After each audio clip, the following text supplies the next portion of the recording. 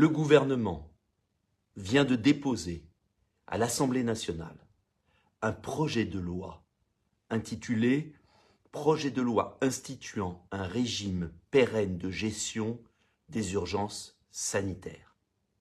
Dans un alinéa 6 d'un article, il est écrit « Le Premier ministre peut, le cas échéant, dans le cadre des mesures, subordonner les déplacements des personnes, les accès aux moyens de transport ou à certains lieux, ainsi que l'exercice de certaines activités, à la présentation de résultats d'un test de dépistage, au suivi d'un traitement préventif, y compris, entendez bien, y compris à l'administration d'un vaccin ou d'un traitement curatif. Un décret précise l'étendue de l'obligation. » Cela veut dire quoi? Cela veut dire qu'au mois de janvier, et il nous reste quelques semaines pour une immense mobilisation nationale contre cette loi, en janvier, le gouvernement va demander à sa majorité de voter à l'Assemblée nationale un texte qui remettra en cause la liberté vaccinale.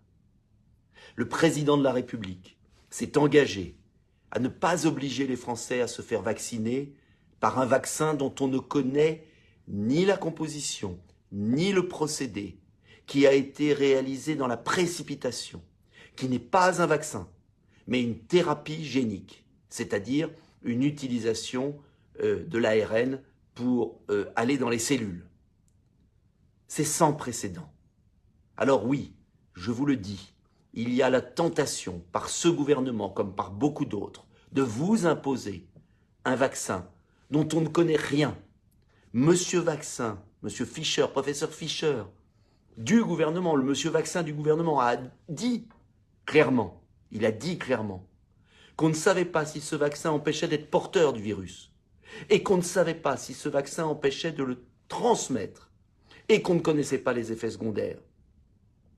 Alors je ne suis pas anti-vaccin, je suis simplement pour une étude approfondie avant de généraliser un vaccin d'une nouvelle méthode. Je souhaite de tout mon cœur que l'on trouve des solutions, notamment vaccinales si cela est possible. Mais je n'accepte pas la précipitation sans études complémentaires. Je demande tout simplement un peu de recul, Et je combattrai de toutes mes forces la tentation du gouvernement de vouloir imposer un vaccin pour, par exemple, prendre un transport, rentrer dans un musée, aller au cinéma, aller travailler, prendre l'avion. Car, vous le voyez, nous sommes dans une dérive liberticide sans précédent. Oui, on doit combattre le virus. Non, on ne peut pas interdire aux Français de sortir. On ne peut pas obliger à se faire vacciner par une thérapie génique qui n'a rien à voir avec un vaccin traditionnel. Je pèse mes mots. Je sais que mes mots sont graves. Mais quand dans un pays, en catimini avant Noël, le Premier ministre et le Président de la République déposent un projet de loi à l'Assemblée pour janvier qui veut changer radicalement notre mode de fonctionnement, quand au même moment le professeur Perron est exclu de l'assistance publique de Paris pour avoir dit que ce vaccin méritait du recul, quand on fait changer d'avis certains professeurs de médecine, quand l'ordre des médecins attaque le professeur Raoult, je dis qu'il y a quelque chose qui ne tourne plus rond à la patrie de la rationalité. Alors, oui aux études scientifiques, oui au progrès, non à une sorte de nouvelle dictature sanitaire. Diffusez cette vidéo le plus largement possible sur les réseaux avant que certains tentent de nous bloquer.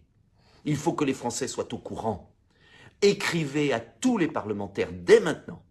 Votre député de votre circonscription, renseignez-vous, allez sur Internet, demandez son adresse mail et écrivez-lui qu'allez-vous voter. Allez-vous voter cette obligation vaccinale pour prendre certains transports?